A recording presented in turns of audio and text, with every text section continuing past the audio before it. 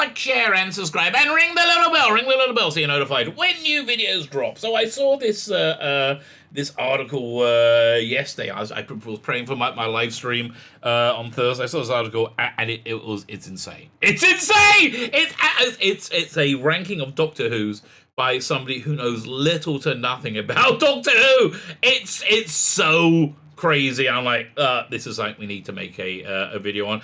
I was going to do a much more like Doctor Who fluxy video for today because it's premiering tomorrow. But you know what? I think we could just take my foot off the gas on that a little bit.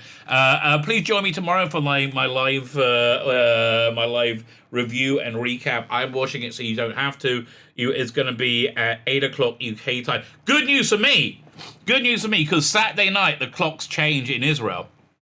And then on Sunday night, Sunday morning, 2 o'clock in the morning, Sunday morning, clock's changing down. Then 2 o'clock on Monday morning, the clock's changed in England, which means there's only 1 hour time difference, which means I'm streaming at 9 o'clock my time, which is 8 o'clock your time, as opposed to 10 o'clock my time, which will be 8 o'clock your time. So anyway, join me. I'm going to be doing a full recap and review, and we might take the piss out of it a bit. Okay, you might take the piss out. Also, join me tonight. I'm on. I do a weekly stream called That Was the Week That Was, where you look at all the news of the week, and again, we take the piss out of it. Okay, that's it. Most Jewish holidays follow the same template. They tried to kill us. We survived. Let's eat. Everything ends in Judaism in let's eat. Okay, so just the same thing. Everything on my channel ends with and we're going to take the piss out of it. Okay, fine. So before we get into it, can you hit the like button? That will be fan-freaking-tastic! Thank you very much. I do like to be liked. I don't think I can. I don't think I can deny that. Okay, I do enjoy I do enjoy being like, man, what's on my lip? What is that? Wrong side. That is what the hell was that? Still there? Is it just a reflection? What the hell is that? That is disgusting. There, I got it. Oh man, I gotta edit that out. What is that? I don't know. Now it's vanished. I think it was just light. What that? Okay, I don't know. I don't know what that was. Listen, if you're a doctor and it looks like a cancerous, please let me know. Okay, like, share, subscribe. All those things are good things. Working out what that weird white growth on my lip was, that's another good thing. Like, share, subscribe. Thank you very much. I do like being liked. Again, even with gross white things growing out my lip. Like, share, subscribe. Comment. Let me know what you think, but not on the gross white thing. Okay, listen. Let's just agree as a group. We're going to move on from that. Okay, we're not going to go back to that. Like, share, subscribe, comment. All these things are very good. If you're subscribed, please make sure you're still subscribed. YouTube takes off subscribers. I don't know. I do know why, because I'm basically saying heresy. Okay, that's why. Fine. Speaking of heresy, let's look at this. Space.com. I don't know who Space.com are, but they are not very good. How can I close this? So annoying. I can't stand when they all got these overlays everywhere. Doctor Who's ranked worst to best. Hop in the TARDIS and check out our list of Doctor Who doctors ranked worst. Really? Do you not think that subtitle's a bit redundant, Bobby Wells? Really? I don't know, mate. I don't know. That's not very impressive. Who was the best Doctor? Who was the best? Who was the best Doctor Who Doctor? Okay. With more than 13 actors adopting the iconic role over the nearly 6 years, everyone has a favourite Time Lord. Who is yours? Honestly, who's my favourite Doctor? It's whichever one I'm watching at the time. Right? It's like, I love Doctor Who. Apart from Jodie Whittaker, obviously. I love Doctor Who. I genuinely love Doctor Who. And honestly, whichever Doctor I'm watching at the time is my favourite Doctor. I wish I could work out how to close this video of this weird scientist woman, hopefully not climbing up to a platform to throw herself to her death. That would be bad. In the last 50 years, what's with all these masks everywhere? Jesus, bloody Christ, everybody relax. In the last 58 years, plenty of celebs have changed their faces here and there, but some experience a slight thinning of the nose, while others their brow, butt, lips, and hairline. But nobody does a new face quite like the Doctor. What about James Bond? Oh, God. So, ignorant and stupid. Okay, Was it Oscar Wilde that says it's better to keep one's mouth shut and have all around you think you're a fool than to open it and remove all doubt, which is what you're doing right here. If you don't know anything about Doctor Who, why did you take this assignment, you weirdo? 13 faces so far. Well, if you count War Doctor, I guess it's 14, isn't it? Yeah.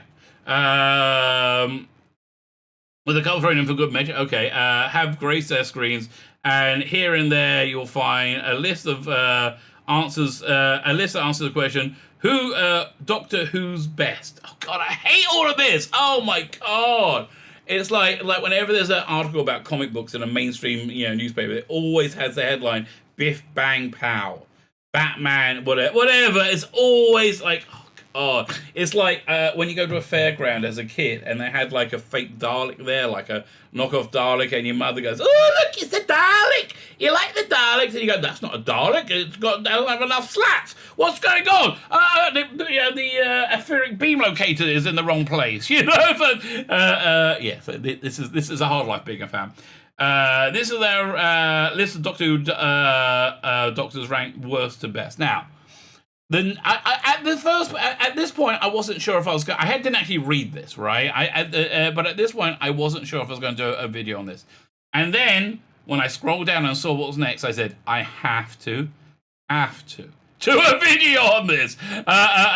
So what's going to happen when I scroll down? Who is their worst Doctor of all time? Number 13, Patrick Troughton. What are you? Man, I'm telling you. Listen, I recently saw Web of Fear, and it was so good. He was such a good Doctor. There's so many aspects to his Doctor which I didn't really realize because a lot have been missing. But that's why I really like the reconstructions. I think it's really given a lot of depth to his era and a lot of understanding to his era. But so why on earth do they make Patrick Troughton his sublime, wonderful Doctor? Have you ever seen Tomb of the Cybermen? It's awesome. It's fantastic. And he's fantastic. And also Web of Fear. If you get it, don't watch the animated reconstructed episode, which is agony. Just agony to watch. Watch the Telesnap reconstruction. But it's so good. He's such an incredibly good Doctor. The second incarnation of Doctor Who, played by Patrick Troughton from 1966 to 1969. Troughton trails our list for the simple reason it's hard to evaluate. Oh yeah, I want to know what your simple reason is. It's hard to evaluate a tempo with so many episodes, so many missing episodes. No, what? What? That's why? What? The BBC took it upon themselves to lose several classic Doctor Who episodes, including 53 of Troughton's 119. So it's hard to fully appreciate. Well, wait. What about, the, was it 47, 57, 60? What about the 66 episodes they still do have? They have 66 episodes. That's equivalent to 33 episodes of the modern era, because they're 25 minutes long. Modern era is 15 minutes long. So he's got more screen time than Whittaker. Surviving. I think you could evaluate something from that. The Continental bumbled us away across the universe, facing Daleks and Cybermen, as well as Grace Intelligent Life. But basically, he says, I don't know. Don't know anything about Doctor Who. Never. Okay, wait a minute. Let's just see what he goes. Let's go there. Okay, I can't get more fanish than this. I actually have a Doctor Who episode guide opened up because I was looking up something just now. Okay, before I start this video. Okay, this gives me such great Doctor Who's cred. I tell you, fine. Second Doctor. Okay, so how the Daleks missing but reconstructed, and I think reconstructed so you can understand those characters. Highlander's gone. I heard the audio. Underwater Menace. I heard the audio. It's not very good. Moonbase. They got two episodes existent. They filled in with two animated episodes. Macro Terror they released, was it last year before? Freaking awesome. Awesome beyond awesome. I love this story. Again, animated, you know exactly what it's like now because it's animated. Faceless Ones. Also, you know exactly what it's like. Evil of the Daleks. So good. Oh my, if you haven't seen any of them, Evil of the Daleks is the one to get. Evil of the Daleks, I think, is very much like a traditional Russell T. Davies episode. The first, episode and a half. It's super contemporary. It's like set in the 60s, and there's like a crime thriller thing going on, and then they get sucked back in time, and they're in like a Victorian era with the Daleks, and the Daleks are like equals to the Doctor. It's so good, right? And then you have this, like, it's a big season finale. It's fan-freaking-tastic. Absolutely fantastic. Okay, so there, Two of the Sidemen. You couldn't watch that and work out what he's like, could you? Really? Abominable Snowman, that's the next one being animated. That's being animated by the Good Crew. There's two crews animated, the Good Crew and the Bad Crew. The Fury from the Deep Crew, not very good. And the Evil of the Daleks crew, they're good. So, yeah, that's coming next year. Ice Warriors, 3 episodes? No, you get 4 episodes. 4 are out, the 6 are available, and they animated the last 2. Enemy of the World exists, the full thing. Web of Fear, missing 1 episode, but you can read it. Fear of the Deep, their reconstruction of that was terrible. Wheel in Space, okay, fine. But now, Dominators. What? What, you can't watch the Dominators? Mind Robber, which I like the Mind Robber. A lot of people don't. I like the Mind Robber. Invasion, freaking awesome, right? And it's also got 2 animated episodes done by Cosgrove Hall. That's props. Until Evil of the Daleks, this was the best animated. Freaking awesome story. What, you can't tell what he's like? Crotons, Seeds of Death. Oh, Seeds of Death's fantastic, right? Space Pirates Missing, and the War Games. The War Games alone will tell you what that era of Doctor Who is like. So he's basically saying, I don't know much about Doctor Who, so let's put them... Okay, idiot! Oh! Paul McGann, the 8th Doctor. Well, let me guess, because he only did the special, right? Nothing else exists. Doctor Who, the Doctor with the shortest time on our screen. McGann took part in the 96 film that was meant to relaunch France. Sadly, US audiences didn't take, though it was popular in the UK, the idea for a new series was scrapped. But it didn't stop McGann. Though screen time minimum of the 8th Doctor is part of the audio dramas, comics, novels for years, we saw him return for the Day of the Doctor special, putting him in a splendid performance with a transformation toward Doctor. But there's so much, I mean, like, this... Yeah, okay, wait, let's go to Big Finish. BigFinish.com. In your own time. There you go. And we'll go to... the collections, let's go to the 8th Doctor collection. Where is it? Where is it? 8th Doctor.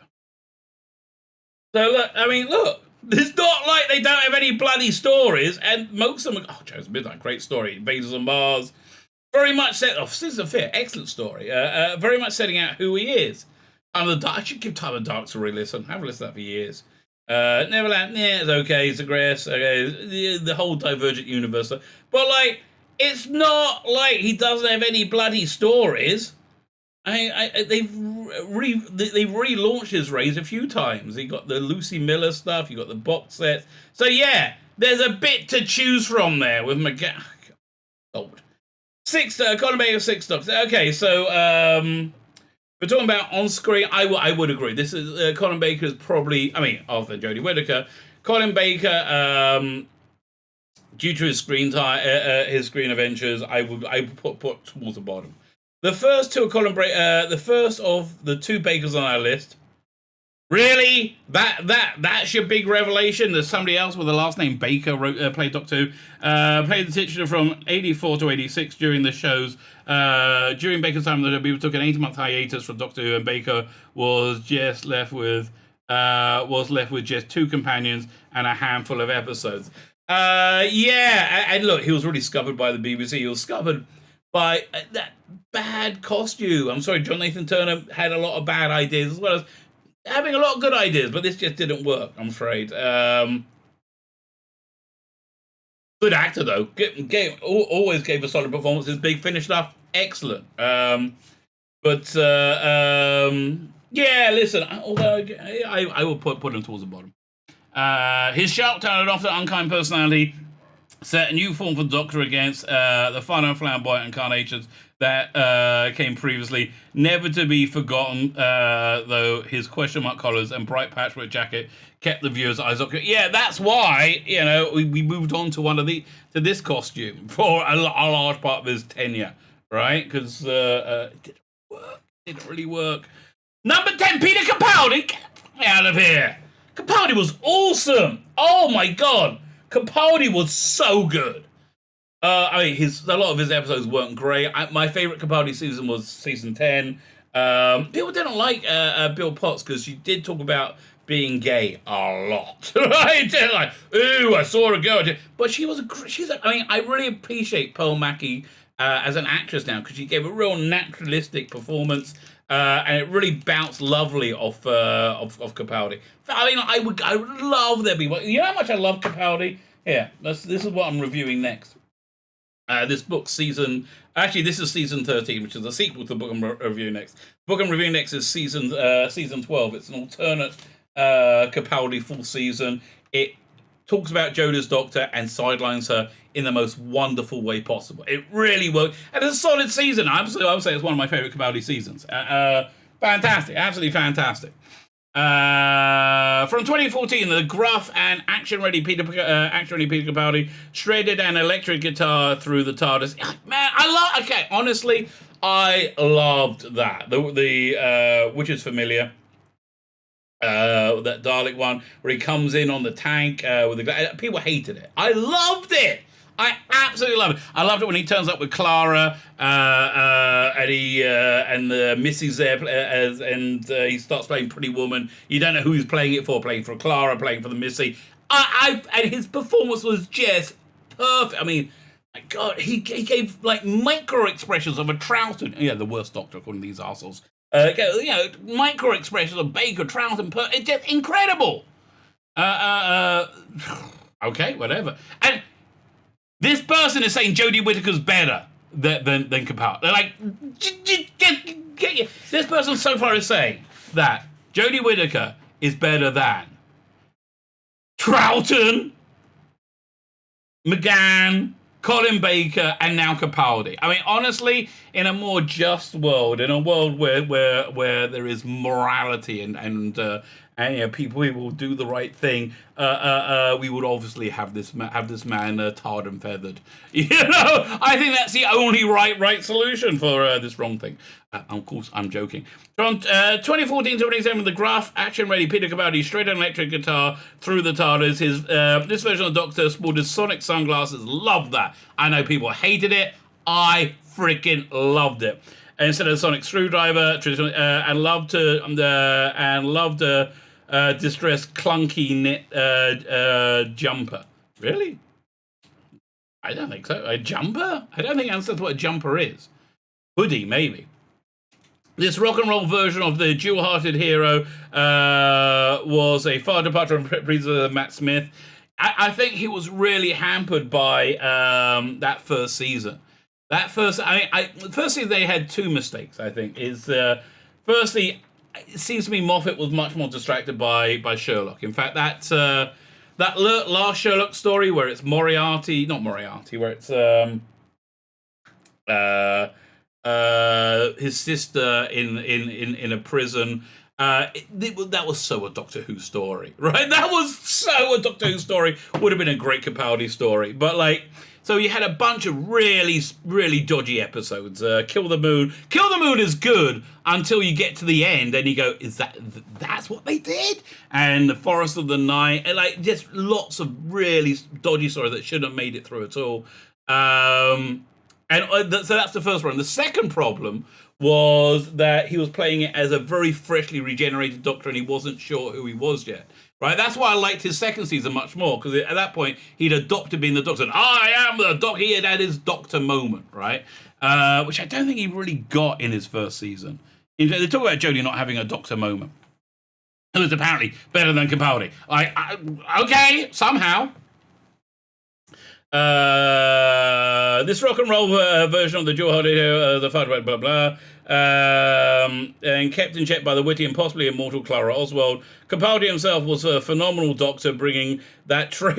Phenomenal Doctor, just as mine better than him. Bring a trademark blend of grizzled warrior and cosmic buffoon, but his episodes were a bit hit and miss. Heaven Sent among who's best though. Actually, that's not one of my favorites. It really isn't. Season 10 is my favorite. But like, okay, Eccleston, still not as good as Jodie. Okay. And look, somebody commented in one of my videos I think yesterday, the day before, they were talking about Jodie not having a doctor moment. Somebody said, you know what his doctor moment was? That first moment you saw him when he grabs Rosa's hand and says, "Ron!" Isn't that incredible? I mean, I get goosebumps just thinking about that now, right? Because it's such an incredible... And then you have that speech in that first... It's a little bit... It doesn't really put it together, but you do get a feeling that this is the Doctor when he's talking about how the world is running, and you know, you can feel everything. Honestly, fantastic Doctor. Not as good as Jodie though, according to Space.com. With just one series under his belt, this guy is basically about tenure, right? So he's gonna like Tom Baker at best, I guess. No, he's gonna like David Tennant the best because that's basically all he knows about. With just one series under his belt, Eccleston was the face of the 2005 revival. Fans enjoyed his ears, accent, and brooding leather jacket. If you're from space, how come you sound like from the North? Lots of planets have a North. I mean, that's such a good freaking line. Oh my god. But sadly, it wasn't the last. Fans ranked Doctor 9 as a favorite incarnation, and it isn't hard to see why. Apart from you, who say there's 8 better than him, including Jodie. Okay. For many new Whovians, Eccleston was the first face we got to know at the helm, TARDIS helm. Eccleston brought a frantic, wild energy to Doctor, but when things got serious, oh boy, did Eccleston get serious. Yeah, sadly, his run only lasted 1 season, and it really felt like he had so much more to give as a Doctor. That's why I really, really enjoy the Big Finish ones, right? The Big Finish, I mean, first step, Ravagers, was very good. Second one were all kind of like B stories, right? Okay, number 8. Still not quite as good as Jodie Whittaker. As yet, come out. Sylvester McCoy. Sylvester McCoy was brilliant. Okay, I just watched season 24 when the Blu-ray came out. I had to reevaluate it because look, season 24 was a bit dodgy. It's not very good. But now looking at it in hindsight, you see them building this incredible new Doctor Who, which debuted with this episode, Remembrance of the Daleks. Incredible episode, just incredible. I remember waiting all day and being excited for it to start. Oh man, how old? Like 16, 17 at the time. Yeah, so I wasn't a kid. Like, okay, I was at an age where I knew about sex and drugs, and I was still excited for this to start. My girlfriend at the time, she was like, "What's the big?" I'm like, "Dude, it's the." Okay. Yeah. Okay. Here, just a word of advice.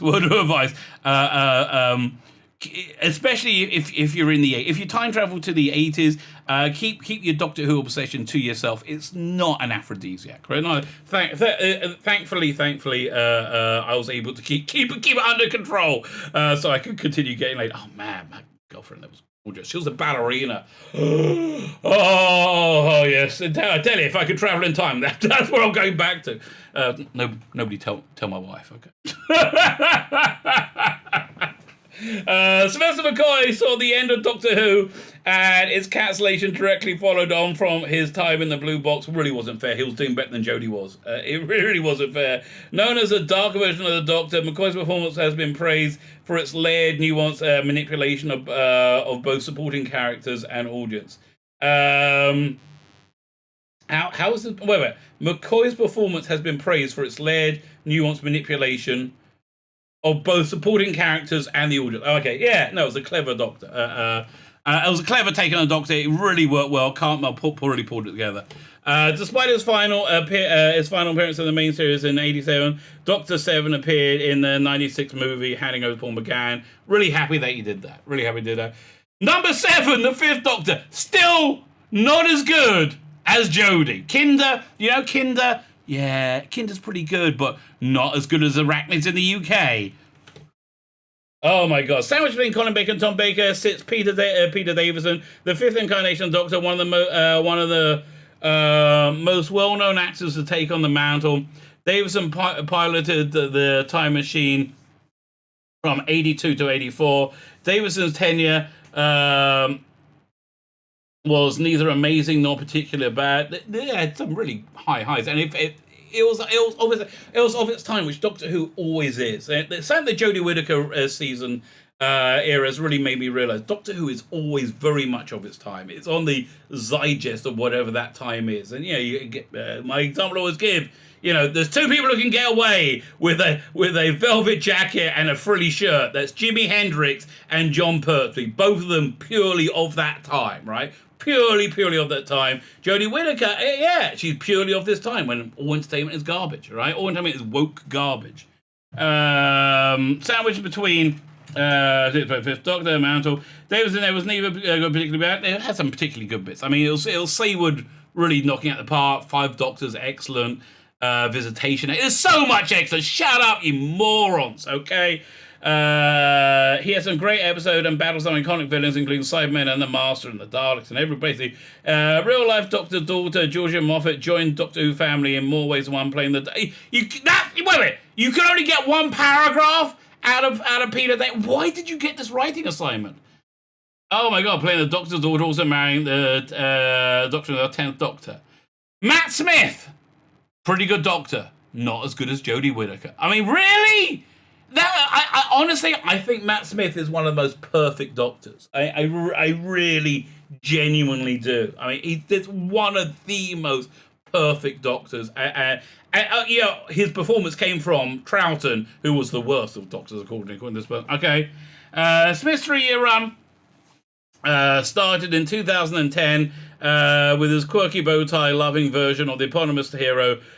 Quickly rose to the enormous popularity. Yes, because he was extremely good, right? Smith was the Doctor and Wrestler during the 50th anniversary show, teaming up with David Tennant and the War Doctor John Hurt. Smith's Doctor was more light-hearted than mostly entries on either side of him. Expressing a childlike, but still, he had gravitas to him when he needed to. Doctor's wife, right? You got Michael Sheen playing House. So it's like, fear me, I've killed hundreds of Time Lords. He's like, fear me, I killed them all, right? He's so good, right? He is so good as a Doctor. Unlikely that a 10-year-old that if you told him could fly about in a spaceship. He truly has some epic storylines, even if a few of them did get messy and self-aggrandizing. Still, Smith takes a mid-position for his Fez bow-tied impressive 3-year tenure. Okay, fine. Now, finally, now we got rid of all the shit Doctors. We got rid of Matt Smith, Peter Davison, Sylvester McCoy, Colin Baker, Capaldi, Eccleston, McGann, Troughton. Now we got rid of the crap. Now we get the cream of the crop.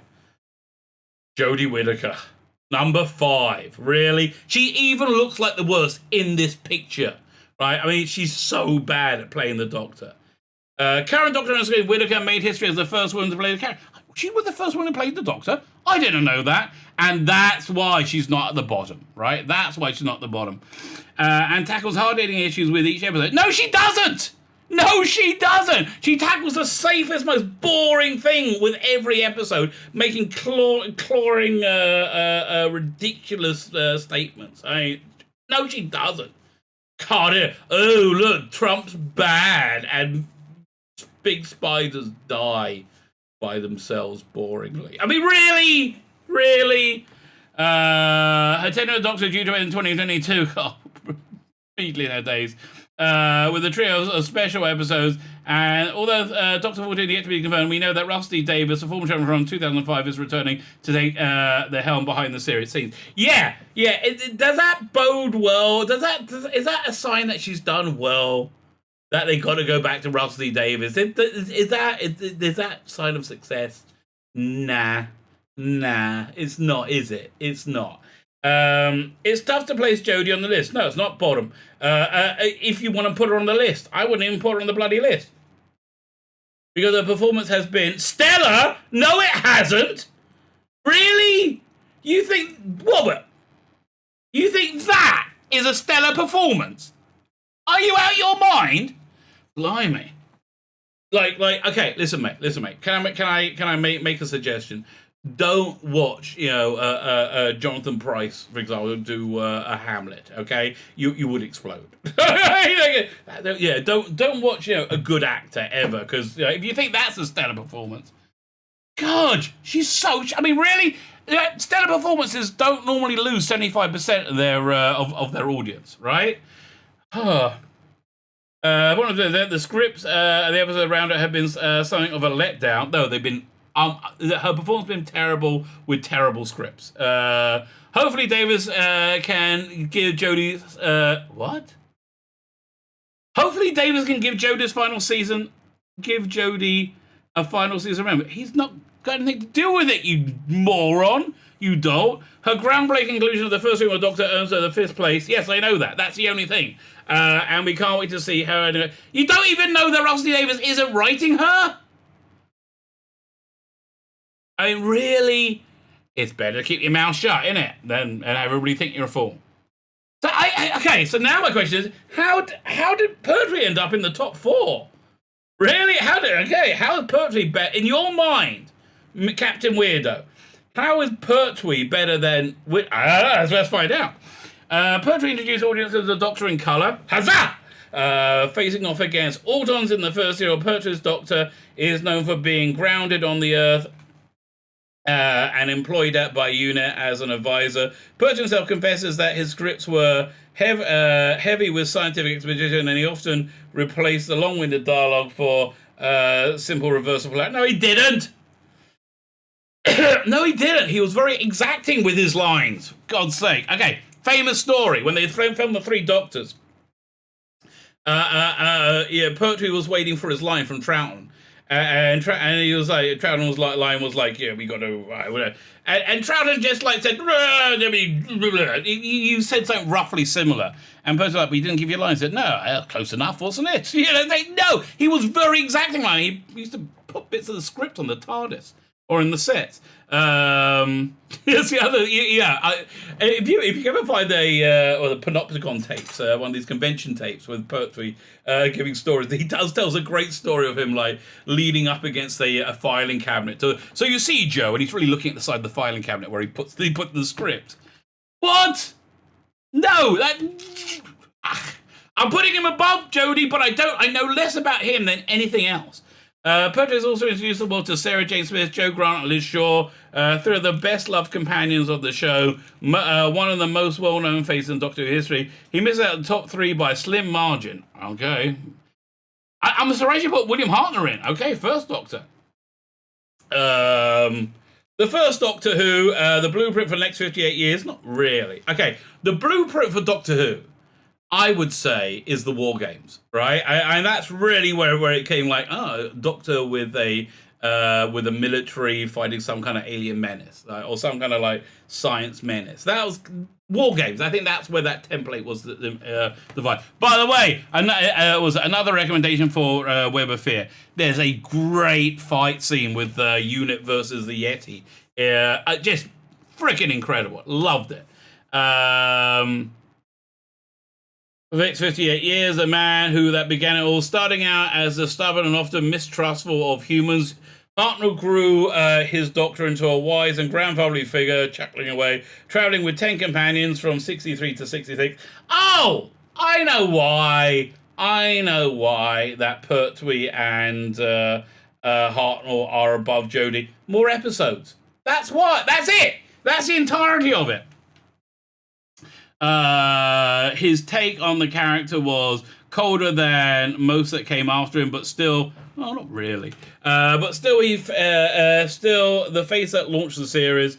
And as his term ended, Hartnell handpicked successor. There's only one man in England who can take over, and that's Patrick Troughton. Hartnell takes the bronze. That was a line from a docudrama that didn't happen, right? Yes, and that was given to. What's it called again? The bloke from Succession, who was playing. What was it? What's the guy's name? I'm just thinking Variety Lambert, Variety, and Sidney Newman. Thank you. Yeah, his term ended. Blah blah blah. Hartnell takes the bronze medal for top picks. Without him, the show wouldn't be the same. So Tom Baker, he's putting Tom. Okay, I'm just saying now. Tom Baker's number 2 because he has the longest run, and the top one's obviously going to be David Tennant because we haven't got to him yet, and he's the one he knows the most. Okay, what happens when you write articles when we have articles written by morons? Yeah, people like me taking the piss out of them. One of the longest reigning actors. Oh, that's all you care about. Never mind the quality, filled the width. The quality was also pretty darn good. The longest reigning actors to take on the blue box helm. Tom Baker held the mantle from 74 to 81. His iconic long scarf, easy wit, made audiences love him. And of course, he would like a jelly baby. Of course, the scarf wasn't meant to be long. It was supposed to be like a much smaller Toulouse-Lautrec type of scarf. They gave it to this wonderful woman, Bagdonia Pope. To knit the scarf, and she just used all the wool, making a ridiculously long scarf, and Baker was like, yes, we're gonna use that. If you think of classic Doctor Who, Tom Baker is certainly the first face to pop to mind. He was also the first Doctor to really nail the blend of whimsy, action, and horror.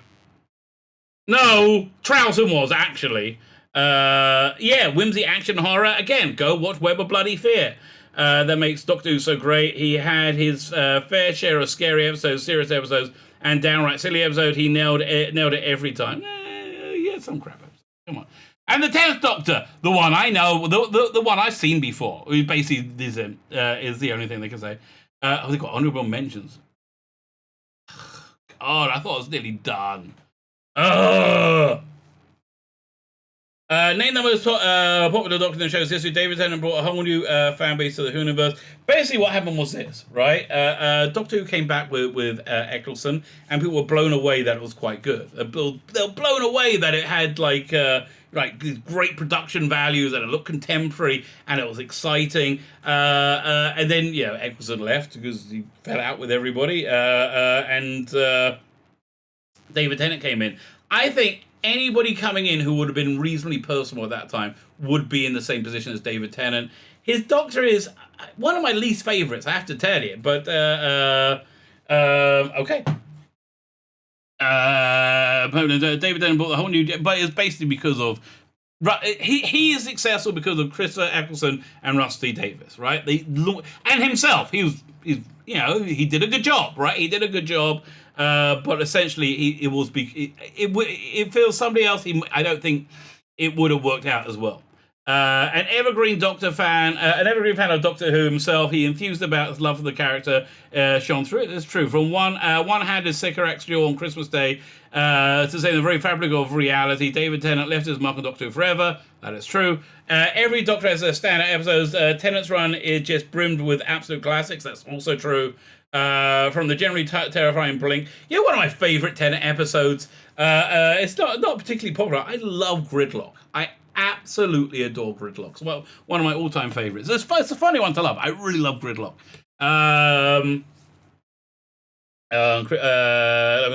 Every Doctor has brimmed Blink, Cosmic Horror, then Possible Planet. Oh, Possible Planet's a great episode.